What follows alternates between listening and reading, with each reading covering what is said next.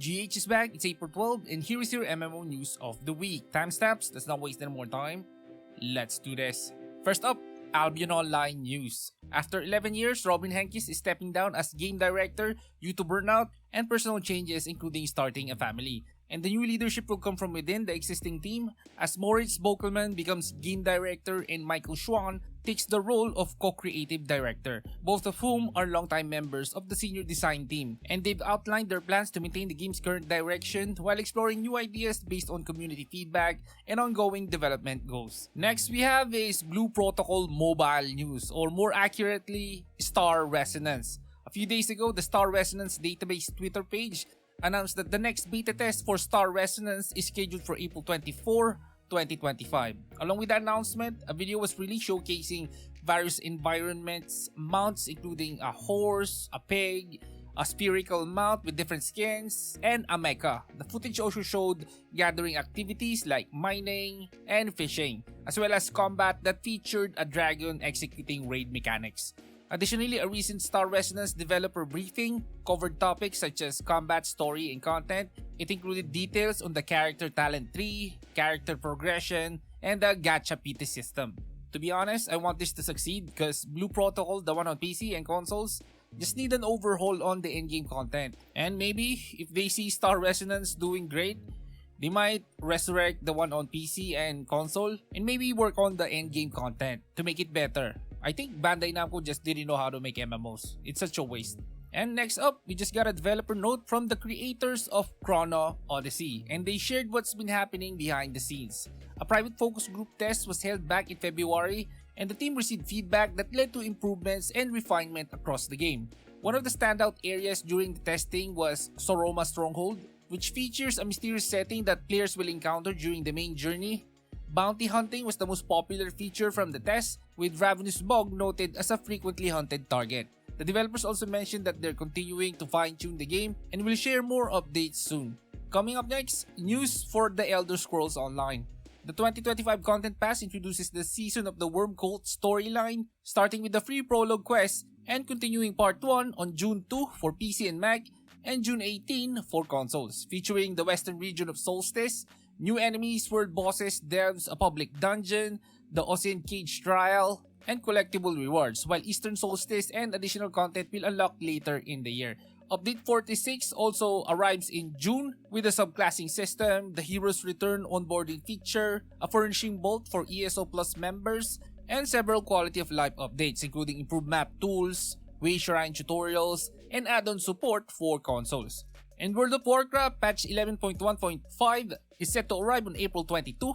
This update will introduce the Nightfall scenario, a new UI feature called the Cooldown Manager, and the Winds of Mysterious Fortune buff. The buff provides 20% experience boost for characters between level 10 and 79, along with a 200% major faction renown increase in Dragonflight zones, and a 100% boost for selected factions in the War Within zones. And more content will follow with the Horrific Visions Revisited, releasing on May 20, and the Dastardly Duels launching on June 3. And quick EverQuest 2 news, here's the update. Spiral of Vul is the new contested dungeon featuring 40 contested bosses, a new contested raid boss, 37 new quests and missions, 59 achievements, 17 collections, and new trade skill content including 3 new red shiny collections, a crafting quest, daily trade skill missions, and a trade skill researcher. And next we have Overseer Season 7 titled Sentinel's Fate, adding 43 quests, 22 agents, new achievements, new rewards, and new raid dungeons, which are Dragon Necropolis Ancient Tombs, Dragon Necropolis Disturbed Vaults, and Flooded Score Abyssal Assault. And according to the announcement, bonus events are also live until April 15, offering double status and double currency for both live and TLE servers, double experience points for TLE, and 10% bonus experience point for Origins. And content in Lure of Darkness is available only for level 130 characters and requires ownership of the previous expansion. Next news is for Elsword. The Doom Aporia raid has been updated by splitting the Wilting Tower stages into 2 separate dungeons. Wilting Tower Flight will include the first and second stages, while Wilting Tower Fall will include the final stage. This will make the raid easier to do by no longer requiring players to complete it in a single sitting. Related quest conditions have also been adjusted. 2 login events are live, one offering daily rewards like fighter potions and sage magic stones, and another providing consumables for raid support. And if you're surfing the digital realm, in Digimon Super Rumble, they got a new update. Version 2.63 adds 3 new Digimons including Lopmon, Scorpiomon, and Crowmon. And since new evolution types have been introduced, several evolution trees have also been changed including Skull Greymons, which now requires the Evil Remnants item, and other dark evolutions needing the Origin of Evil item.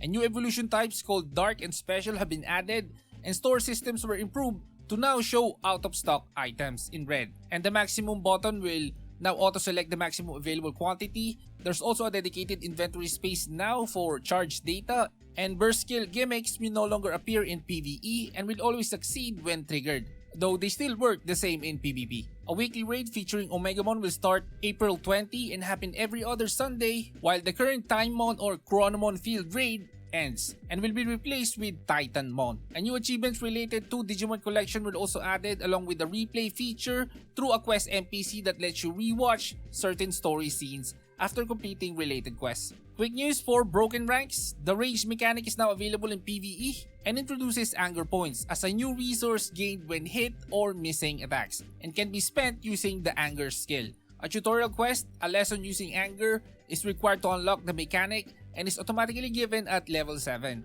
A new special skill tab has been added featuring skills like Rage Discharge, Recovery, and Furious Reflexes. Players above level 10 receive a free skill reset token if they don't already have one. Enemy stats have been increased by 5 to 15% except in certain areas. The AI changes were made to balance the new system. Other changes include improved charge display in combat and minor quest bug fixes.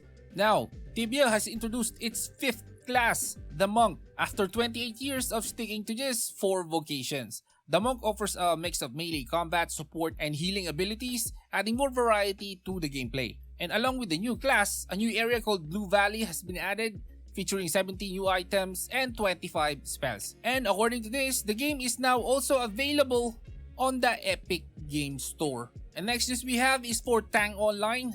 The latest update, patch notes version 1321, introduces a new map, Himapan, available to players level 200 and above. Sigils have also been added, with a new NPC in Ryan Village for sigil-related content, requiring level 210 to access. A new feature in this update is the introduction of stackable items, which will now stack in quantities of 5, 10, or 15. You can unstack these items using the shift key, and the level cap has been increased to 220, providing players with more room to progress. And there's more. Monsters in several locations, including Ruins of Sinks, Ancient Ruins, Norapath, Wormspire, and Himapan, now have a chance to spawn boxes. Additionally, a few interface changes have also been made. And if you're looking to try a new mobile PC MMO, Youxing Continent, I don't know how this is pronounced, well anyway, it's now available on Android and PC in China. The game is inspired by Genshin Impact, offers a similar visual style and gameplay mechanics while incorporating MMO elements like PvE, PvP, and guild versus guild battles. It features a gacha system, of course, for character acquisition and requires regular feeding for characters. While some players appreciate the MMO content, others have raised concerns about its lack of originality. The game is currently in Chinese with an English translation in development, though no release date is set. And leave a like before you go. This is Gaming Hardcore. See you in the next one.